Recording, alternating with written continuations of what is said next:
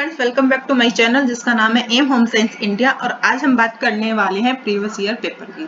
जी हाँ, ये 2017 का प्रीवियस ईयर पेपर है और इसमें आपके 50 क्वेश्चंस है। तो स्टार्ट करते हैं हम अपने क्वेश्चंस।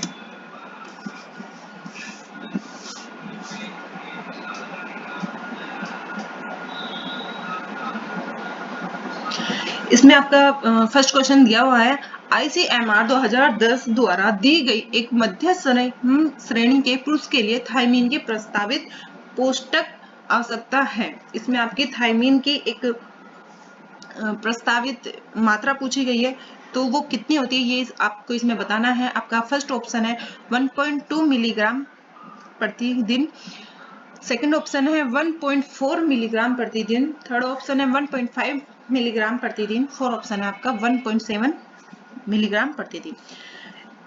तो आपका इसमें ऑप्शन जाता है ऑप्शन 2 1.4 मिलीग्राम प्रति दिन।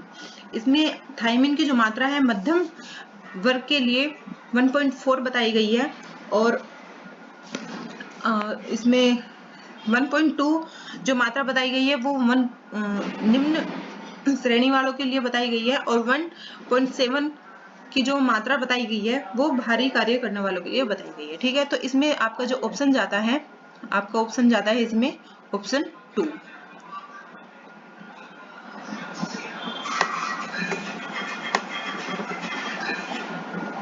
ठीक है फ्रेंड्स, ये आपका ऑप्शन है।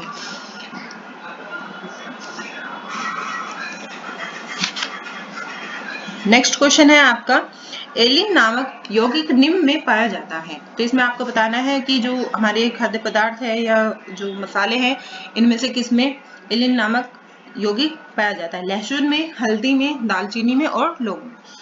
तो जो एलिन नामक यौगिक पाया जाता है वो आपका लहसुन में पाया जाता है। आपका जो ऑप्शन है वो आपका ऑप्शन ए एकदम सही है। ठीक है, लेकिन इसके साथ ही साथ हल्दी में कौन सा यौगिक पाया जाता है ये भी आप सोच रहे होंगे। तो हल्दी में यौगिक पाया जाता है करक्यूमिन नामक एक यौगिक है, वो हल्दी में पाया जाता है। लौंग में आपका यूजीनियोल पाया जाता है और दालचीनी में आपका सिनेमामोल्डिहाइड पाया जाता है। ठीक है फ्रेंड्स, नेक्स्ट क्वेश्चन आपका आता है, खाद्य उत्पादन में सही खतरा क्षेत्र कौन सा है। Option A 45 degree Fahrenheit to 115 Fahrenheit, second option है आपका 41 फ़ारेनहाइट 135 फ़ारेनहाइट, थर्ड ऑप्शन है आपका 30 डिग्री फ़ारेनहाइट से 120 फ़ारेनहाइट, फोर्थ ऑप्शन है आपका 38 डिग्री फ़ारेनहाइट से 148 फ़ारेनहाइट। तो इसमें आपको बताना है कि आपका इसमें कौन सा ऑप्शन सही है। इसमें जो सही खतरा क्षेत्र है वो है आपका 141 फ़ारेनहाइट से 135 फ़ारेनहाइट। तो इसमें आपका ऑप्शन 2 एकदम सही है। ठीक है फ्रेंड्स, नेक्स्ट क्वेश्चन की हम बात करते हैं, निम्नलिखित में से कपड़ों का सिद्धांत कौन सा है। इसमें कपड़ों के सिद्धांत के बारे में बात की गई है, जिसमें फर्स्ट ऑप्शन है आपका इंडिविजुअलिटी यानी कि व्यक्तिगतता, इन्फॉर्मिटी अनुरूपणीयता, टैटूइंग गोदना, मोडेस्टी यानी कि शालीनता। तो इसमें आपको बताना है कि कपड़ों का सिद्धांत कौन सा है। इसमें आपका जो ऑप्शन जाता है वो ऑप्शन आपका ऑप्शन 4 एकदम से सही जाता है। ठीक है फ्रेंड्स, ऑप्शन 4 इसमें आपका सही जाता है। वैसे मैं आपको बताने की कोशिश करूंगी कि जो कपड़ों के सिद्धांत होते हैं वो कौन कौन से होते हैं।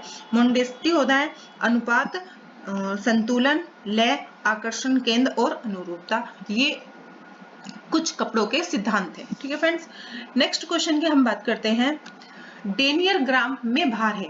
डेनियर एक धागे नापने की एक मेजरमेंट है कि वो कितने में नापा जाता है। दो तरीके से हम धागे को नापते हैं, एक तो उसके वजन के अनुसार और दूसरा उसका लंबाई के अनुसार। लंबाई के अनुसार जो हम नापते हैं उसे हम डेनियर कहते हैं। तो इसमें आपके डेनियर की भार की मात्रा पूछी है और जो मात्रा इसमें बताई गई है उसमें आपको ऑप्शन दिए गए हैं, धागे का 9000 मीटर, धागे का 1000 मीटर, धागे का 560 मीटर, धागे का 840 मीटर।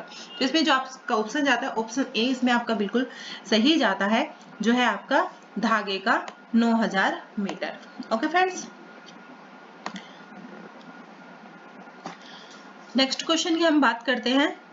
नेक्स्ट क्वेश्चन है आपका, निम्नलिखित में से कौन प्रबंधक के कार्यों के संबंधित है। प्रबंधन के जैसा आपका एक यूनिट है होम मैनेजमेंट, तो ये होम मैनेजमेंट से रिलेटेड आपका क्वेश्चन है और इसमें आपके ऑप्शन दिए गए Henri Fayol, Taylor, Gilbert, Elton Mayo.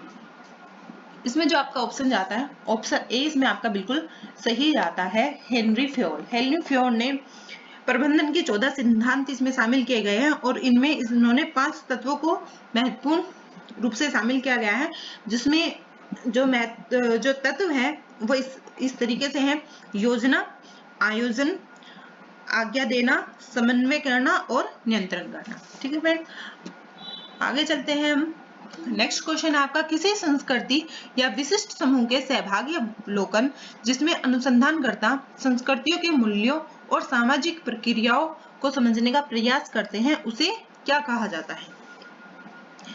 इसमें आपका ऑप्शन बताया गया है: प्रयोगात्मक अवलोकन, मानव जाति वर्णन, नैदानिक विधि, संचरित अवलोकन। इसमें आपका जो ऑप्शन है वो ऑप्शन सेकंड एकदम सही है, मानव जाति वर्णन, क्योंकि इसमें संस्कृति और सामाजिक मूल्यों के बारे में बताया गया है और सामाजिक और सांस्कृतिक मूल्य जो आपके आते हैं वो मानव जाति में आते हैं।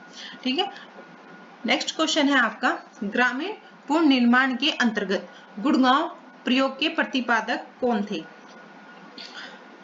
आपका ये एक्सटेंशन एजुकेशन से रिलेटेड क्वेश्चन है और इसमें आपसे पूछा है कि गुड़गांव जो योजना चलाई गई थी उसके प्रतिपादक कौन है, तो उसके प्रतिपादक को आपको बताना है।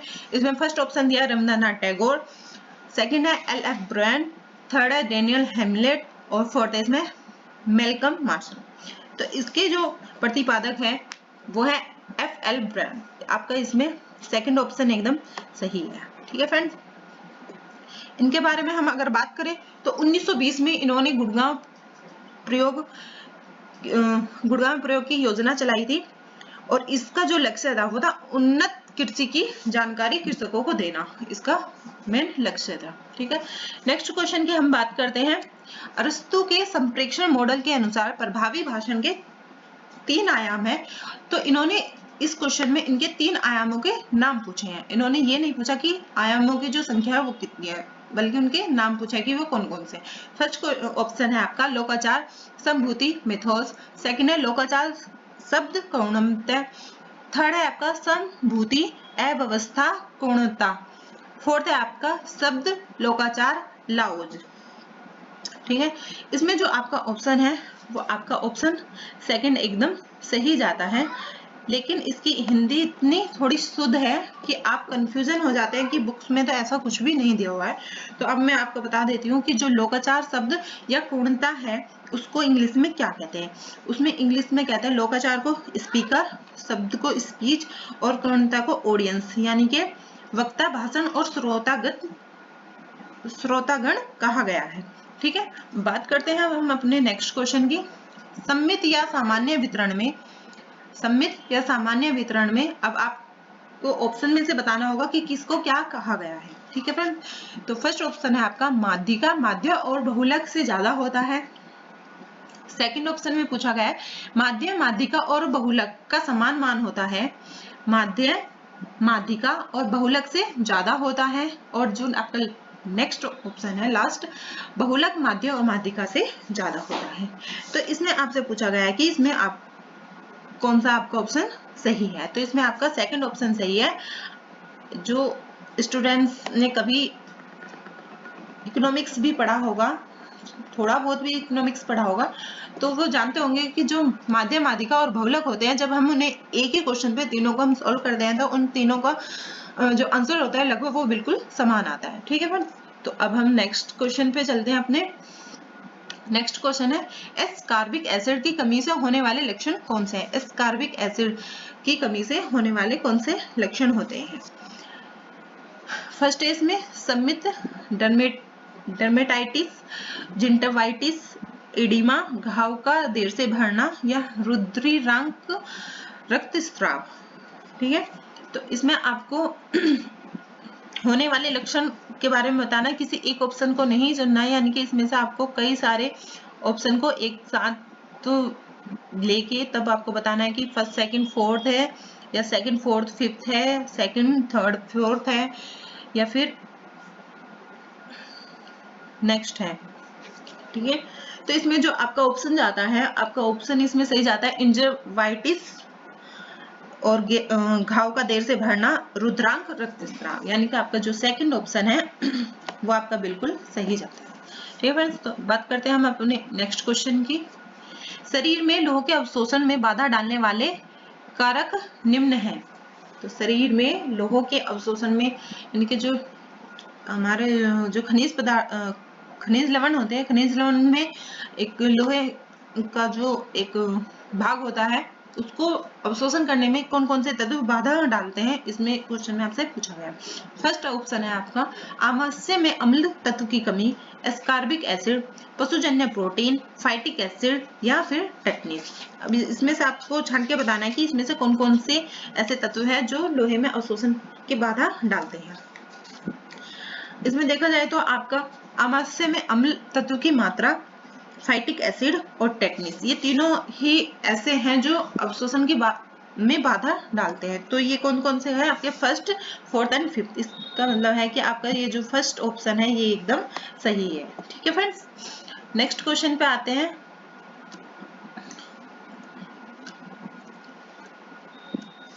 कार्य निष्पादन आकलन में प्रयुक्त विधियां हैं, यानी कि कार्य निष्पादन आकलन में इसमें मेथड पूछे गए हैं और ये जो क्वेश्चन है आपका ये कार्य सरलीकरण से लिया गया है। इसकी ज्यादा डिटेल अगर आपको लेनी है तो आप इसमें कार्य सरलीकरण वाला टॉपिक होम मैनेजमेंट से पढ़ सकते हैं। फर्स्ट इसमें बताया गया है आपका क्रोनोसाइकिल ग्राफ, कार्य पद्धति, work sampling, pathway chart, PERT, HACCP, micro motion. तो इसमें आपको बताना है कि कौन कौन सी मेथड होते हैं कार्य सरलीकरण के। इसका जो ऑप्शन जाता है ऑप्शन 1 इसमें एकदम सही है, जिसमें आपको बताया गया है कि जो आपका क्रोनोसाइकिल ग्राफ है, क्रोनोसाइकिल ग्राफ है ना, और सेकंड है आपका कार्य पद्धति वर्क, थर्ड है आपका पाथवे चार्ट और नेक्स्ट लास्ट है आपका माइक्रो मोशन। ये सभी कार्य निष्पादन की विधियां हैं और इसी के अकॉर्डिंग आपका ऑप्शन बनता है ऑप्शन ए, ठीक है फ्रेंड्स। तो नेक्स्ट क्वेश्चन पे आते हैं अब हम। चिकनाई का धब्बा हटाने के लिए निम्नलिखित में से क्या क्या प्रयोग में आते हैं। चिकनाई को हटाने के लिए आप किन किन वस्तुओं का प्रयोग करते हैं जिससे आपका चिकनाई का धब्बा जल्दी से छूट जाए। तो option A fuller earth, second benzene, third glycerine और फोर्थ है आपका विनेगर यानी कि सिरका। तो आपको बताना है इसमें से कि कौन कौन से ऐसे वस्तु है जिनके द्वारा आप चिकनाई को हटा सकते हैं, और इसमें आपका जो सेकंड ऑप्शन जाता है फर्स्ट एंड सेकंड ये एकदम आपका सही है, यानी कि फुलर अर्थ और आपका सेकंड बेंजीन, ये आपका चिकनाई का धब्बा हटाने के लिए एकदम सही है, ठीक है। तो नेक्स्ट क्वेश्चन है आपका निम्नलिखित तंतुओं में से किसकी यानी कि किनकी लचक सबसे अच्छी है। लचक यानी कि कौन सबसे ज्यादा स्ट्रेचेबल है। तो इसमें आपको बताना है ऊन, पॉलिएस्टर, रेयन और कॉटन। कॉटन तो स्ट्रेचेबल नहीं होता और रेयन भी नहीं होता, तो इसमें आपका जो ऑप्शन जाता है ऊन और पॉलिएस्टर, ये आपका एकदम सही जाएगा। और इसके अकॉर्डिंग फर्स्ट एंड सेकंड आपका ऑप्शन जो जाता है ऑप्शन थर्ड इसमें आपका बिल्कुल सही है। नेक्स्ट क्वेश्चन है निम्नलिखित में से मानव संसाधनों के प्रकार है। इसमें आपके मानव संसाधन पूछा है। जो संसाधन होते हैं आपके 2 टाइप के होते हैं, मानव संसाधन होते हैं और एक अमानवीय संसाधन होते हैं। तो इनमें से मानवीय संसाधनों को आपको छांटना होगा कि कौन से। मैं आपको बताना चाहूंगी कि जो मानव संसाधन होते हैं वो गॉड गिफ्टेड होते हैं, यानी कि जो मानव के अंदर होते हैं वही मानव संसाधन होते हैं, यानी कि जो बाहर की दुनिया होती है वो मानव संसाधनों में नहीं आती। तो जो मनुष्य के अंदर होते हैं वो कौन क्या क्या होता है, एक तो ज्ञान होता है, ठीक है फ्रेंड्स, एक तो ज्ञान होता है, दूसरा दृष्टिकोण होता है और फोर्थ है यानी कि आपका बुद्धि भी इंसान के अंदर होती है, लेकिन जो बैंक है या मिट्टी है वो मनुष्य के अंदर नहीं होती। तो इसके according first second and fourth इसका जो ऑप्शन आपको सही जाता है, sorry first, third and fourth, इसका ऑप्शन जाता है आपको सेकंड। ओके, तो सेकंड ऑप्शन आपका बिल्कुल सही है। नेक्स्ट क्वेश्चन है आपका, शैशव काल के दौरान भावनात्मक विकास के निम्नलिखित में से कौन सी मील का पत्थर होते हैं, यानी कि इसमें से पूछा गया है कि शैशव काल के दौरान भावनात्मक विकास कौन कौन से होते हैं। फर्स्ट आपका पृथक्करण, दुश्चिंता, सामाजिक मुस्कुराहट, विचित्र दुश्चिंता, परोपकारी व्यवहार। तो इसमें से कौन कौन से होते हैं फ्रेंड्स, ये आपको बताना है। तो फर्स्ट है इसमें पृथक्करण। पृथक्करण की भावना शैशव काल में हो जाती है।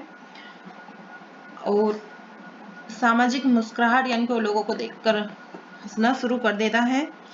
और एक होती है आपकी विचित्र दुश्चिंता, यानी कि विचित्र किस एक मतलब अलग ही तरीके से वो करता है व्यवहार आपके साथ। लेकिन परोपकारी व्यवहार ये शायद शैशव काल में तो नहीं आ सकता, क्योंकि ये तो थोड़े बड़े हो जाते हैं, उसके बाद ही हम किसी पे परोपकार करना शुरू करते हैं। तो इसका जो ऑप्शन जाता है फर्स्ट, सेकेंड एंड थर्ड, ये आपका बिल्कुल सही है। और इसके अकॉर्डिंग आपका ऑप्शन जाएगा ऑप्शन ए, बिल्कुल सही है। सॉरी,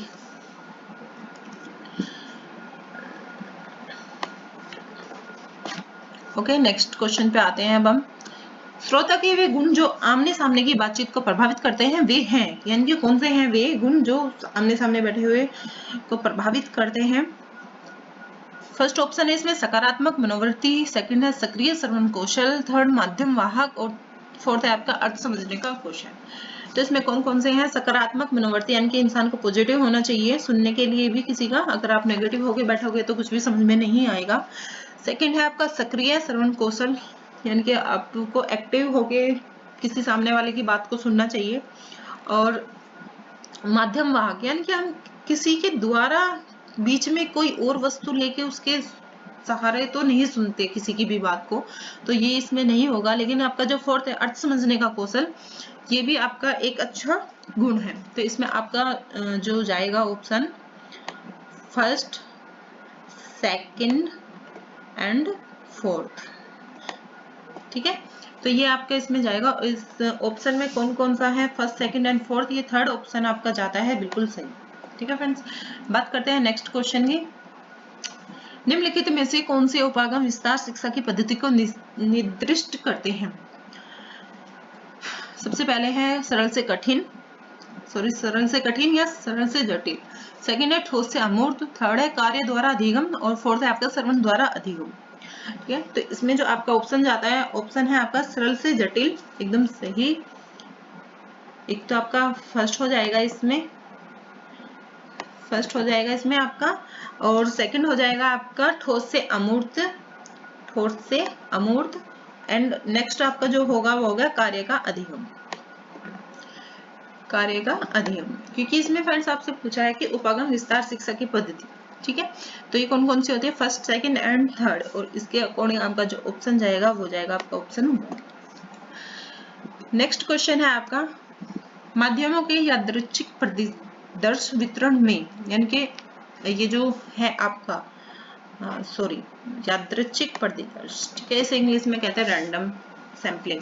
रैंडम सैम्पलिंग का मतलब होता है कि आप एक बहुत बड़ी डेटा में से कुछ पीस जगह जगह से उठा लेते हो, तो ये होता है रैंडम, यानी कि सीक्वेंस से नहीं लेते, ना किसी को स्पेशल बुलाते हो अपने पास, तो जगह जगह से लेने वाले सैंपल को भी हम रैंडम सैम्पलिंग कहते हैं। इसमें फर्स्ट आपका पूछा गया प्रतिदर्श आकार में वृद्धि के साथ साथ मानक त्रुटि में कमी आएगी। यदि आप बहुत बड़े में से रैंडमली आप ले रहे हो तो क्या जो गलती होगी वो कम होगी। सेकंड में आपको पूछा है कि प्रतिदर्श आकार में वृद्धि के साथ साथ मानक त्रुटि में वृद्धि होगी। थर्ड में पूछा है माध्य जनसंख्या माध्य के बराबर होता है, या फिर फोर्थ है आपका माध्य जनसंख्या माध्य के बराबर नहीं होता। तो इसमें जो आपका ऑप्शन जाना चाहिए वो होगा आपका कि प्रतिदर्श आकार में वृद्धि के साथ साथ मानक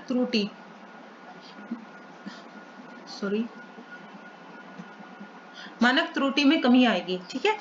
और नेक्स्ट है आपका माध्य जनसंख्या माध्य के बराबर होता है। तो फर्स्ट एंड थर्ड ये ऑप्शन जाता है आपका ऑप्शन 1, ये आपका बिल्कुल सही होगा। नेक्स्ट क्वेश्चन पे आते हैं हम। ये आपका एसोसिएशन और रीजन का क्वेश्चन है, अभिकथन और कारण का क्वेश्चन है। इसको अगर आपको नॉलेज होगी तो आप बहुत अच्छे से इसे कर सकते हैं और बहुत इजी होता है ये। इसमें पूछा गया है कि मधुमेह में आहार में जटिल कार्बोज ग्रहण करने की सलाह दी जाती है। और सेकंड है कि जटिल कार्बोज का ग्लाइसेमिक इंडेक्स कम होता है। तो इसमें आपको बताना है कि ये दोनों सही है या कौन सा इसमें से गलत है या दोनों गलत है। ठीक है, जब भी आप कभी ऐसे क्वेश्चंस को करते हो तो सिर्फ इसमें एक लॉजिक लगा लेना कि यहाँ लास्ट में ना जो अभिकथन होता है, अभिकथन को क्योंकि वर्ड से जोड़ लेना। क्योंकि वर्ड को हम जोड़ के देखते हैं। इसमें मधुमेह के आहार में जटिल कार्बोज ग्रहण करने की सलाह दी जाती है क्योंकि जटिल कार्बोज का ग्लाइसेमिक इंडेक्स कम होता है।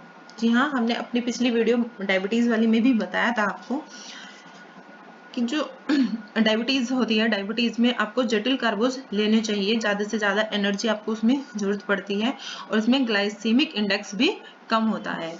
तो इसकी दोनों ही सही है, कारण और कथन दोनों सही है, तो इसमें आपका जाता है ऑप्शन ए एकदम सही जाता है।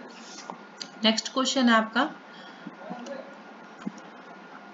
हरी सब्जियों को पकाते समय उनमें सोडा कार्बोनेट डालने से उनका रंग चमकदार हरा हो जाता है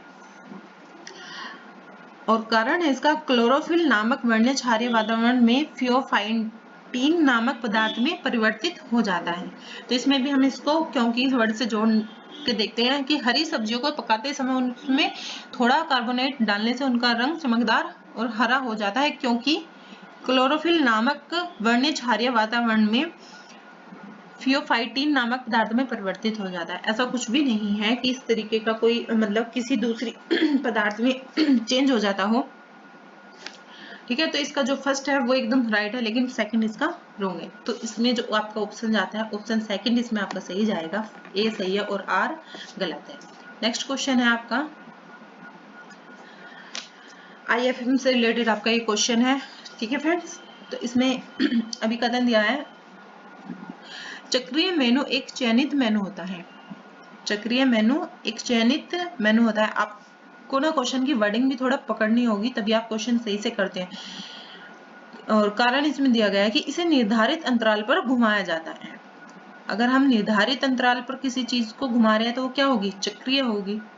और इसमें जो अभिकथन इसमें दिया गया है, इसमें पूछा गया है आपसे कि चक्रीय मेनू एक चयनित मेनू होता है। अगर वो चक्रीय है तो चयनित तो नहीं होना चाहिए, वो अचयनित होना चाहिए, क्योंकि आज ये बना, कल ये बना, परसों ये बनेगा। ठीक है, तो इसका जो ऑप्शन आपको जाता है वो आपका ऑप्शन कौन सा जाना चाहिए इसमें, यानी कि ए तो आपका गलत होगा ना, क्योंकि चक्रीय चीज कोई भी चयनित नहीं हो सकती। लेकिन जो निर्धारित अंतराल पर घूम रही है, जिस पृथ्वी घूम रही है, तो ये क्या है, ये चक्रीय है। तो आपका ए ऑप्शन गलत है और आर ऑप्शन आपका सही है। तो इसमें आपका जाता है ऑप्शन सेकंड एकदम सही है। ठीक है फ्रेंड्स, ठीक है। नेक्स्ट क्वेश्चन की हम बात करते हैं, कॉलर सीवन व बनावट मिलकर रचना संबंधी डिजाइन का निर्माण करते हैं।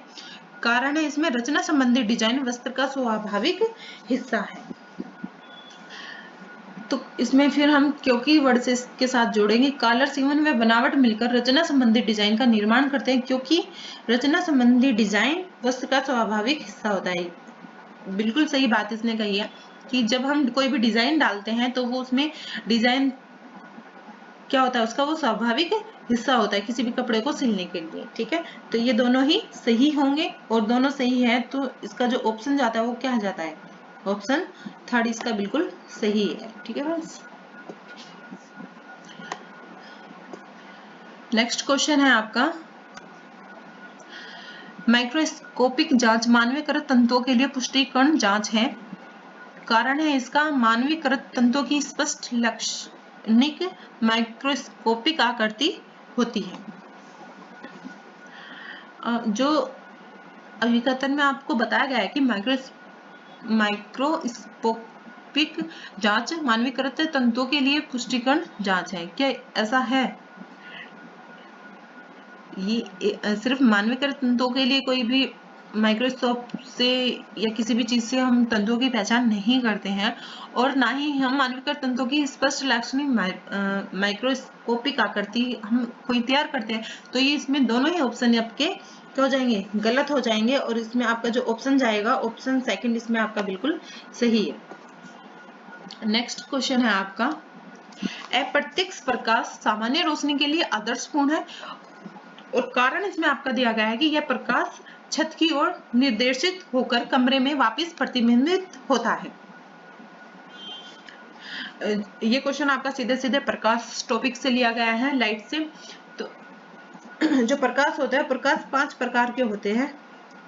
प्रकाश 5 प्रकार के होते हैं, जिसमें प्रत्यक्ष, अप्रत्यक्ष और आंशिक प्रत्यक्ष, आंशिक अप्रत्यक्ष, प्रत्यक्ष और अप्रत्यक्ष। ठीक है, ये आपके 5 प्रकार के प्रकाश होते हैं।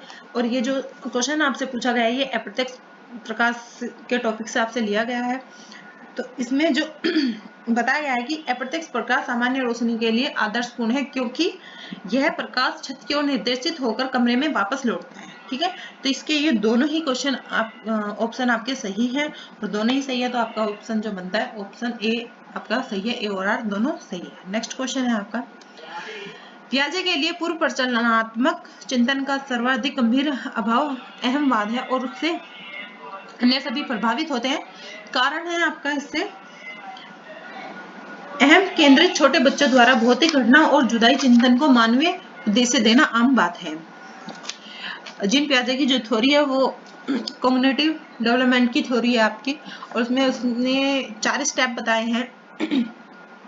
तो 4 स्टेप बताने के बाद उसमें उन्होंने अपनी थ्योरी में बताया कि जो पूर्व प्रचलनात्मक चिंतन होता है वो सर्वाधिक गंभीर होता है और छोटे बच्चों के लिए एक भौतिक घटनाओं का और जुदाई चिंतन को मानवीय उद्देश्य देना उनकी एक आम बात है। तो इसका जो ऑप्शन जाता है ऑप्शन सेकंड इसका सही है, क्योंकि ये दोनों ही बात इसमें इन्होंने सही बताई है।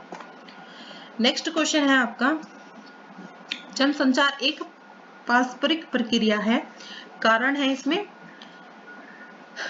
जनसंचार की अधिकांश परिस्थितियों में संप्रेषक और दर्शक के बीच असमकालिक संबंध होता है। इसमें जो अभिकथन बताया है, जनसंचार एक पारस्परिक प्रक्रिया है क्योंकि जनसंचार की अधिकांश स्थिति में संप्रेषक और दर्शक के बीच असमकालिक संबंध होता है। जो आपका ये कारण है ये तो सही है, लेकिन जो अभिकथन है वो सही नहीं है क्योंकि जनसंचार एक पारस्परिक प्रक्रिया नहीं है।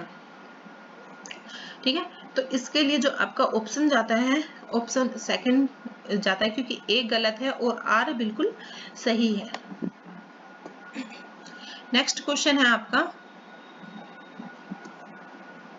परिणाम प्रदर्शन किसी पद्धति या उत्पाद के उपयोगिता के दर्शाने को विनिष्ट करता है। कारण है परिणाम प्रदर्शन न केवल पद्धति उपयोगिता को स्थापित करता है बल्कि स्थानीय परिस्थितियों के अंतर्गत पद्धति के व्यवहार्य को सिद्ध भी करता है।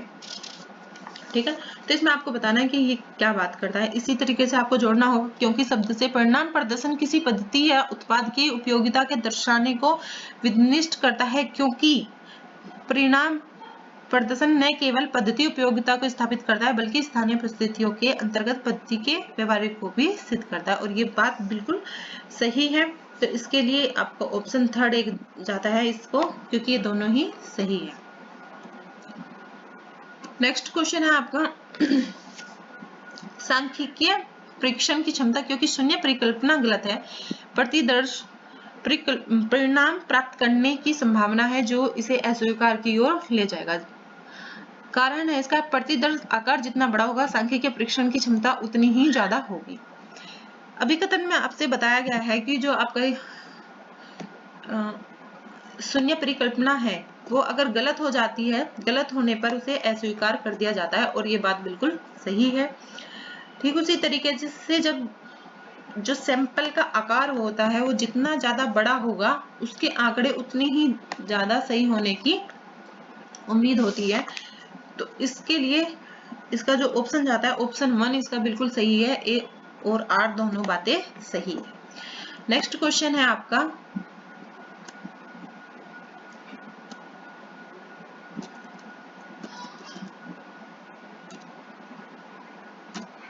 चौबीस घंटे आहार्य रिकॉल के संचालन में निहित चरणों को सही क्रम में लगाइए। ये आपका आहार्य सर्वेक्षण की मेथड है।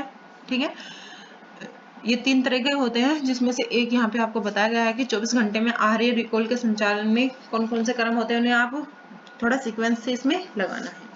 ठीक है, तो कोई भी चीज सीक्वेंस से करने के लिए उनको देख लेना है एक बार कि इसमें क्या दिया गया है। खान पान की वस्तुओं की सीमित मात्रा को कच्चे पदार्थ में परिवर्तित करना। कच्चे पदार्थ में परिवर्तित तो नहीं किया जाएगा।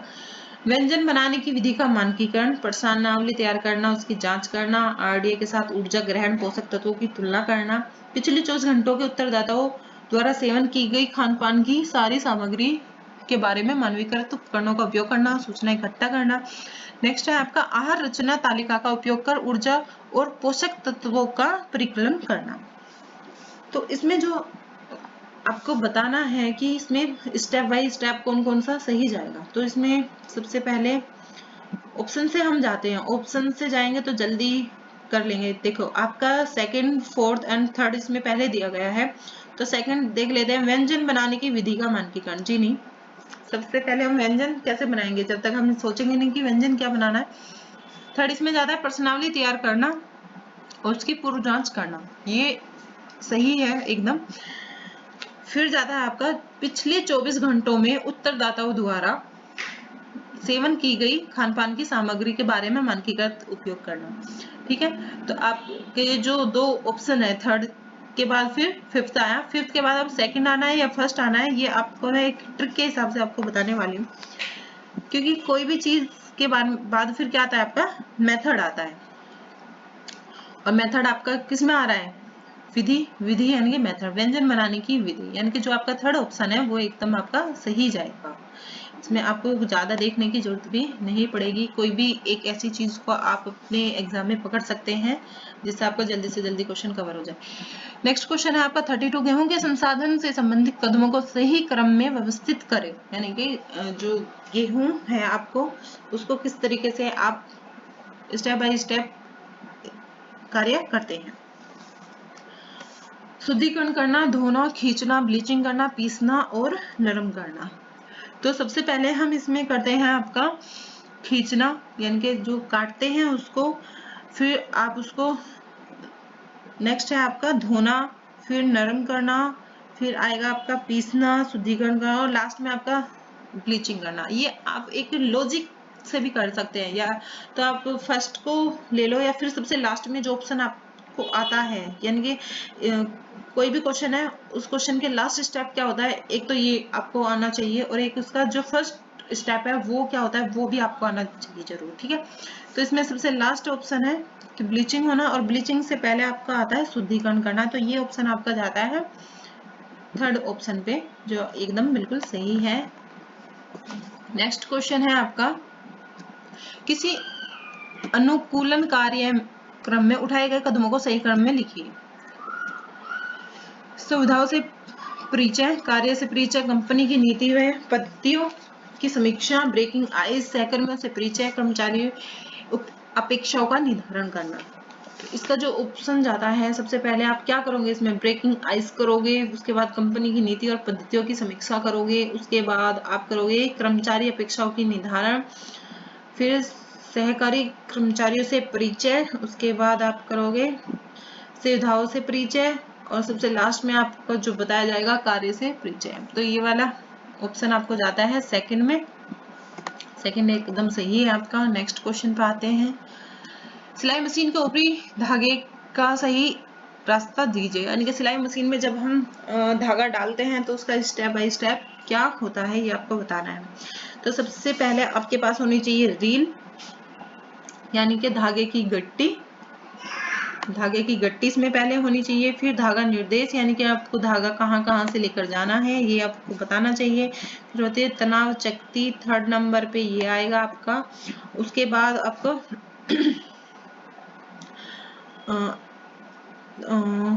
ठीक है, तो फिर इसमें जो आपका आएगा थर्ड पे आ गया, और फिफ्थ पे आएगा आपका धागा लेने का लीवा, और लास्ट में आपका आएगा ठीक है, तो इसमें जो आपका ऑप्शन जाता है ऑप्शन थर्ड एकदम सही है। नेक्स्ट क्वेश्चन बात करते हैं हम, ऊनी फेल्ट बनाने का सही क्रम दीजिए। ऊनी फेल्ट हम यहाँ बना रहे हैं, तो इसमें जो इसका क्रम है वो कौन सा होगा, ऊनी तंतुओं को परतों में लगाना, ऊनी तंतुओं की सफाई, मिश्रण और धुनाई, वेब को पीटना, दबाना और निचोड़ना, ताप और नमी देना, फेल्ट को आवश्यक परिसज्जा प्रदान करना, धोना, खंगालना और सुखाना। तो मैंने अभी आपको पिछले क्वेश्चन में भी बताया था कि आपको क्वेश्चन करना सिर्फ, अगर आपको कोई क्वेश्चन नहीं आता है तो उसमें आपको फर्स्ट स्टेप और लास्ट स्टेप को देख लेना चाहिए कि क्या हो सकता है और क्या आप उसके बारे में कितनी नॉलेज रखते हैं। तो सबसे पहले किसी भी चीज को करने के लिए हम क्या करते हैं, उसकी सफाई करते हैं, और सफाई वाला जो ऑप्शन होता है वो है आपका 2। ठीक है फ्रेंड्स, और यहाँ पे 2 जो ऑप्शन दिए हुए हैं वो 2 ऑप्शन में दिए हुए हैं, सेकंड एंड फोर्थ में। ठीक है, लेकिन जब हम किसी भी कार्य को करते हैं देखते हैं हम कौन सा ऑप्शन इसमें सही जाता है। सेकंड है आपका परतों को लगाना। ठीक है, इसमें सेकंड जाएगा परतों को लगाना है, यानी कि 1 भी इसमें दोनों है। फिर नेक्स्ट आप देखते हैं कि फोर्थ भी इसमें दोनों है, ताप और नमी देना। ठीक है, फिर थर्ड भी इसमें दोनों है, वेब को पीटना, दबाना और निचोड़ना। और नेक्स्ट आपका जो जाएगा वो क्या है, धोना, खंगालना और सुखाना। धोना, खंगालना और सुखाना। और लास्ट में आपका जाता है वो होता है आपका परिसज्जा। किसी भी कार्य को करने के लिए हम उसमें क्या करते हैं, उसमें फिनिशिंग करते हैं, और फिनिशिंग अगर हम करते हैं तो लास्ट में फिनिशिंग का जो ऑप्शन है वो है ऑप्शन 4 में। तो इस तरीके से आप कर सकते हैं अपना क्वेश्चन बहुत जल्दी। नीति निर्धारण में सम्मिलित निम्नलिखित सोपानों को सही क्रम में दीजिए। नीति निर्धारण के जो क्रम है उसमें आपको सीक्वेंस से इसमें लगाना होगा। तो सबसे पहले इसमें जो बताया गया है, श्रेष्ठ विकल्प का चयन करना, समस्या की पहचान करना, वैकल्पिक समस्याओं की खोज करना, विकल्पों के बारे में सोचना और फीडबैक देना। तो जैसे हमने अभी पिछले क्वेश्चन में थोड़ा लॉजिक लगाया था तो इसमें भी लगाते हैं। किसी भी चीजों को हम सीक्वेंस में स्टेप में लगाने के लिए, किसी कार्य को करने के लिए क्या करते हैं, समस्याओं की पहचान करते हैं। ठीक है, और समस्याओं की पहचान कहाँ हो रही है, ऑप्शन नंबर 3 में हो रही है। वैसे तो इसका यही ऑप्शन सही जाना चाहिए, एक बार देख लेते हैं। उसके बाद क्या करते हैं कि जो हमारे पास में विकल्प होते हैं उनके समाधानों की खोज हम करते हैं। फिर विकल्पों के बारे में हम सोचते हैं, और विकल्पों के बारे में सोचने के बाद क्या करते हैं, सबसे जो अच्छा विकल्प होता है उसको हम चुन लेते हैं, और लास्ट में हम क्या करते हैं, फीडबैक लेते हैं। तो इसमें थर्ड ऑप्शन ही आपका बिल्कुल सही जा रहा है। ठीक है फ्रेंड्स, इसमें ज्यादा सोचने की जरूरत नहीं है। नेक्स्ट क्वेश्चन आपका आता है, शिशु जन्म के चरणों के अनुसार व्यवस्थित कीजिए। यानी कि जो शिशु का जो जन्म होता है उसके स्टेप को थोड़ा हम सीक्वेंस से करना है। प्लेसेंटा, सेकंड है ट्रांजिशन, थर्ड है ग्रीवे का विस्तारण और विलोपन, और फोर्थ है आपका आगे धकेलना, और फिफ्थ है आपका शिशु का जन्म। तो इसमें जो ऑप्शन आपका जाता है कौन सा, सबसे पहले इसमें क्या होता है कि ग्रीव का विस्तारण और विलोपन होता है, इसमें सबसे पहला स्टेप। ठीक है, सेकंड फिर जाता है कि ट्रांजिशन होता है, प्रागमन होता है इसमें। 4 होता है इसमें आपका आगे की तरफ धकेलना। ठीक है, ये आप सारे आपने बुक्स में पढ़े होंगे। उसके बाद आपका प्लेसेंटा होता है, और प्लेसेंटा के बाद में आपका होता है वो क्या होता है, शिशु का जन्म होता है। तो इसमें जो आपका ऑप्शन जाएगा ऑप्शन 2 इसमें आपका बिल्कुल सही है। ये क्वेश्चन आपका 2018 में भी आया था। ठीक है, तो इसका यही ऑप्शन आयोग ने बताया हुआ है। नेक्स्ट क्वेश्चन है आपका, विस्तारण अभियान योजना के सोपानों को सही क्रम में लगाइए। आपने देखा होगा कि सारे क्वेश्चन जो है स्टेप लगाने के लिए दिए हुए हैं। सबसे पहले इसमें एक ठोस योजना तैयार करना, स्थानीय जरूरतों की पहचान करना, आपूर्ति की और सहायता की व्यवस्था करना, उचित विधियों और मीडिया का चयन करना, तिथि और समय संबंधी निर्णय लेना। तो इसमें सबसे पहले जो आपका ऑप्शन है, देखो ऑप्शन से आपको ज्यादा सोचना नहीं पड़ेगा, सब 4 ऑप्शन में सेकंड, 4 ऑप्शन में थर्ड। ठीक है, इतना तो आपको क्लियर हो गया कि सबसे पहले सेकंड आना है, यानी कि स्थानीय जरूरतों की पहचान करना, फिर आना है आपको आपूर्ति की सहायता की व्यवस्था करना। फिर अब आपको देखना है कि इसमें नेक्स्ट क्वेश्चन ऑप्शन क्या होगा। तो इसमें सेकंड और थर्ड के बाद जो ऑप्शन आपको बिल्कुल सही जा रहा है वो है एक ठोस योजना तैयार करना। ठीक है, एक ठोस योजना तैयार करना, और आप देख रहे होंगे थर्ड और फोर्थ में फर्स्ट ही है। ठीक है, उसके बाद आपको देखना होगा कि इसमें नेक्स्ट आपका कौन सा सही होता है। इसमें जो मेथड्स होते हैं उनका चयन करना आपको बिल्कुल सही है। उसके बाद होता है आपका तिथि और समय संबंधी निर्णय लेना, यानी कि आपको किस डेट पे क्या काम करना है। तो इसका जो फोर्थ ऑप्शन है वो बिल्कुल सही है। और हम बात करते हैं नेक्स्ट क्वेश्चन की। नेक्स्ट आपका ये एक्सटेंशन एजुकेशन से रिलेटेड क्वेश्चन है। मार्क नेम द्वारा प्रस्तुत किए गए संप्रेषण के माध्यम से संबंधों को विकसित करने में एक साथ जुटने के निम्नलिखित चरणों को व्यवस्थित करें। इसमें स्टेप आपके बताए गए हैं। तो जो स्टेप बताए गए हैं, सबसे पहले क्या चीज करते हैं, हम आरंभन करते हैं। किसी भी चीज को करने के लिए हम शुरुआत की जरूरत पड़ती है, और शुरुआत की जब जरूरत पड़ती है उसके बाद क्या करते हैं, किसी भी चीज पर हम प्रयोग करते हैं। किसी भी चीज पर हम प्रयोग करेंगे, प्रयोग करने के बाद हम फिर क्या करते हैं, भाव परिणयता करते हैं। अगर आप इंग्लिश से हैं तो उसमें आपको बहुत ज्यादा इजी पड़ता है, इजी वर्जन। ये नहीं कि हिंदी मीडियम के बच्चे हैं तो इंग्लिश को ना देखे बिल्कुल भी। और सबसे लास्ट में जो आपका जाता है सेकंड ऑप्शन जाता है, ठीक है। और सेकंड ऑप्शन सब लास्ट में किसका है, यह है फोर्थ ऑप्शन का। तो फोर्थ ऑप्शन आपका बिल्कुल सही है। और बात करते हैं हम अपने नेक्स्ट क्वेश्चन की। नेक्स्ट क्वेश्चन है आपका, सामूहिक आंकड़ा आवर्ती वितरण के निर्माण संबंधी कदमों को सही क्रम में व्यवस्थित करें। सबसे पहला प्रास का पता लगाना। सेकंड, उस बिंदु का निर्धारण करना जहां न्यूनतम अंतराल आरंभ होना चाहिए। थर्ड, प्रास को 10 से और 20 से विभाजित करना ताकि स्वीकार योग्य और सुविधाजनक अंतराल विस्तार का निर्धारण किया जा सके। फोर्थ, आपका उचित वर्ग अंतराल में कच्चे प्राप्तांकों के अभिवर्ती की प्रविष्टि करना। फिफ्थ है, सभी वर्ग अंतरालों की सीमाओं को दर्ज करना, उच्चतम प्राप्तांक वर्ग अंतराल को शीर्ष पर रखना। और लास्ट आपका न्यूनतम और अधिकतम प्राप्तांकों के मान का पता लगाना। ठीक है, तो इसमें आपका सीक्वेंस से आपको लगाना है। तो सीक्वेंस से लगाने के लिए क्या करना होगा आपको कि सबसे पहले आपको क्या चीज करनी चाहिए कि जो आपके उचित वर्ग अंतराल है, कच्चे प्राप्तांक है, उनको लेना चाहिए। ठीक है, देखो ऑप्शन से अगर हम जाएंगे तब भी हम बिल्कुल सही जाएंगे। VI आपका ऑप्शन सबसे पहले आपका आया हुआ है। ठीक है, VI ऑप्शन आपका सबसे पहले आया हुआ है। तो VI ऑप्शन कौन सा है, यानी कि 6 नंबर का जो ऑप्शन है, न्यूनतम और अधिकतम प्राप्तांकों के मान का पता लगाना। उसके बाद बात कर रहे हैं हम प्रास का पता लगाना। देखो ये एज इट इज ही आना है, इसमें किसी का कोई लॉजिक नहीं लगना, कुछ नहीं। ठीक है, बस ये आपको नॉलेज होनी चाहिए कि स्टेप बाय स्टेप क्या आता है। उसके बाद आता है प्रास को 10 और 20 से विभाजित करना। नेक्स्ट आएगा आपका उस बिंदु का निर्धारण करना जहां न्यूनतम अंतराल आरंभ होता हो, सबसे न्यूनतम आपका शुरू होता हो। तो इसके अकॉर्डिंग आप अगर जाओगे तो आपका थर्ड ऑप्शन बिल्कुल सही है। नेक्स्ट क्वेश्चन है आपका,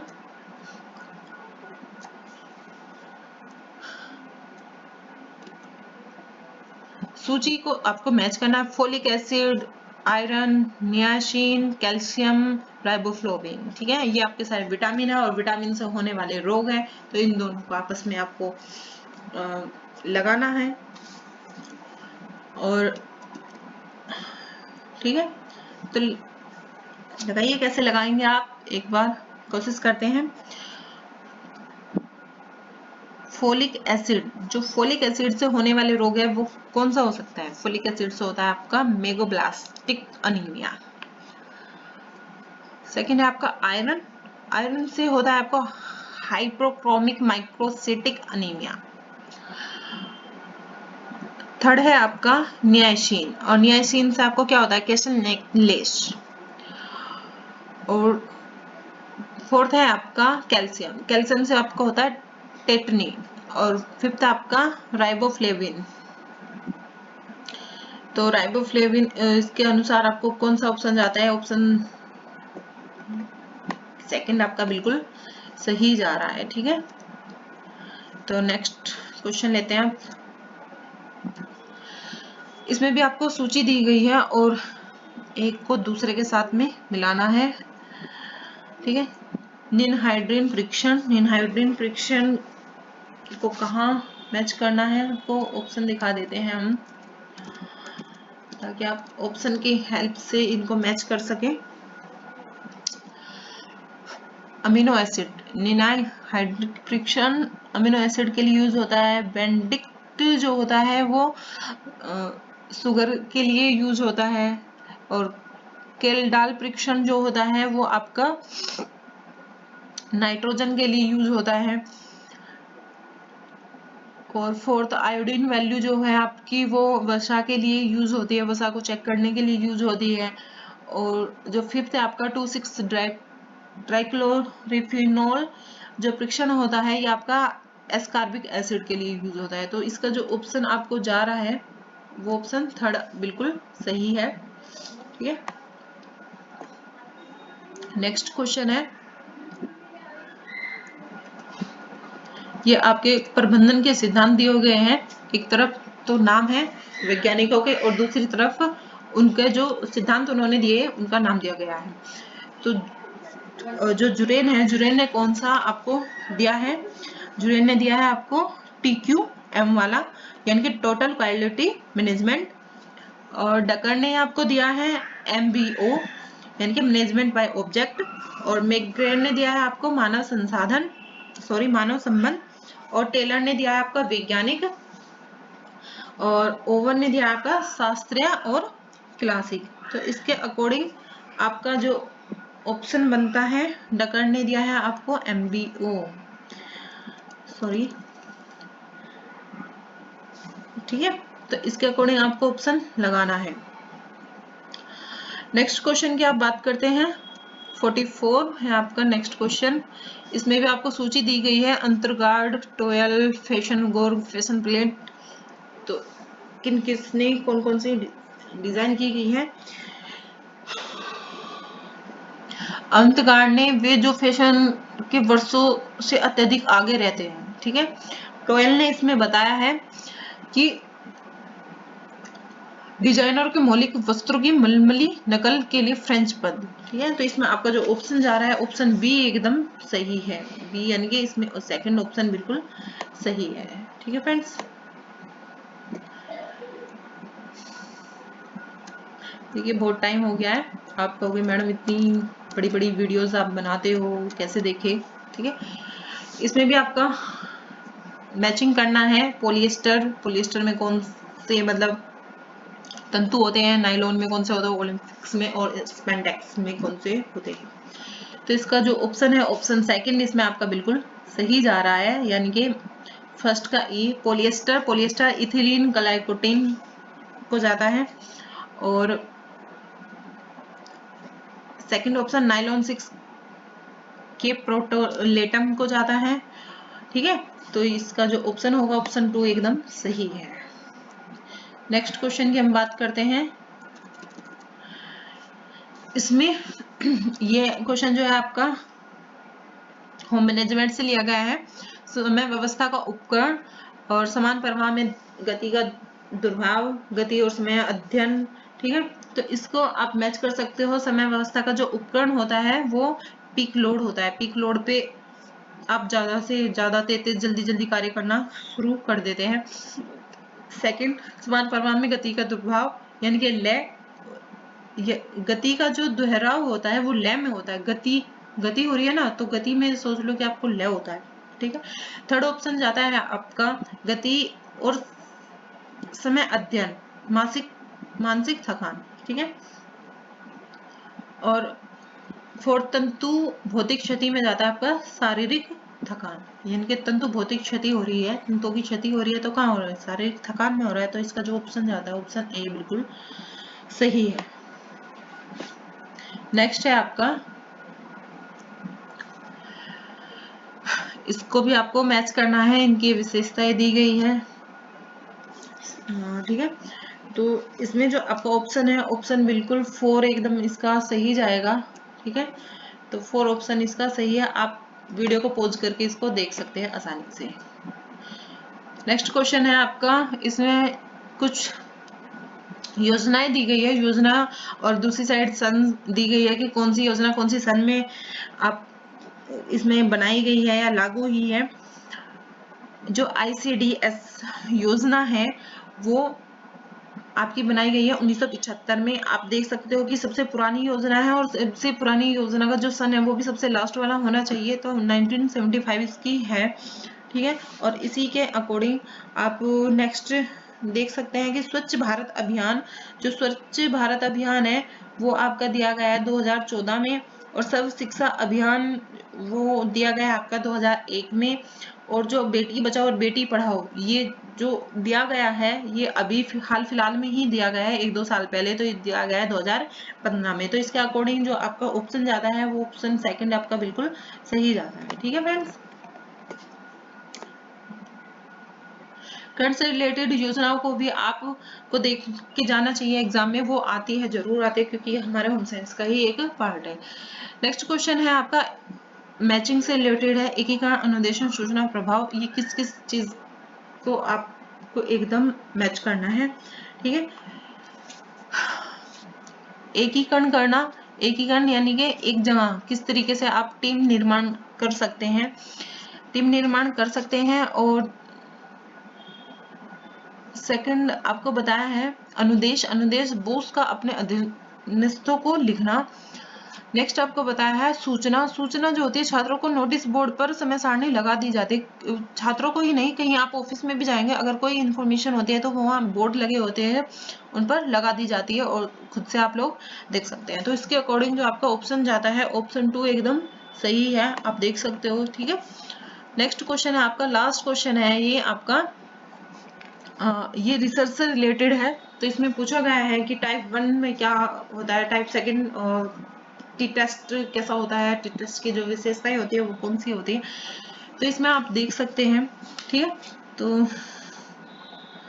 वैसे तो क्वेश्चन काफी बड़ा है, ठीक है। तो इसमें जो इसका ऑप्शन जाएगा ऑप्शन 4 एकदम इसका सही जाएगा, ठीक है। मैंने आपको बता दिया है, वीडियो बहुत बड़ी हो गई है तो इसकी डिटेल्स मैं आपको दूंगी अपने टेलीग्राम चैनल पर।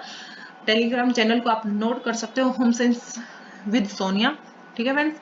आपको मेरी वीडियो कैसी लगी, अच्छी लगी है तो प्लीज कमेंट करिए, शेयर करिए और मेरे चैनल को सब्सक्राइब कीजिए। Thank you. सॉरी।